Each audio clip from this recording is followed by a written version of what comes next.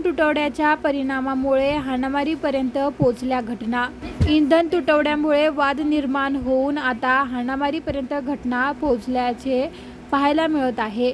मध्यरात्रीच्या सुमारास पेट्रोल पंपावर डिझेल भरण्यावरून झालेल्या वादाचे रूपांतर तुंबळ हाणामारीत झाले। बुलढाण्याच्या सिंदखेड राजा तालुक्यातील मलकापूर पांगरा येथील एका पेट्रोल पंपावर वाहन चालकाची मोठी गर्दी झाल्याने 2 पोलीस कर्मचाऱ्यांच्या उपस्थितीमध्ये पेट्रोल डिझेलची विक्री सुरू होती। मात्र यावरून काही जणांमध्ये वाद उद्भवला, ज्यामध्ये एका व्यक्तीला 8 ते 10 जणांनी बेदम मारहाण केली।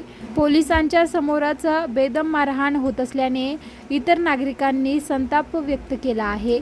तर 200 लोकांचा जमाव आणि 2 पोलीस काय करणार असे पोलीस कर्मचारी त्या व्हिडिओमध्ये सांगताना दिसत आहे। मारहाणीच्या घटनेची पोलीस दखल घेतील व कारवाई करतील।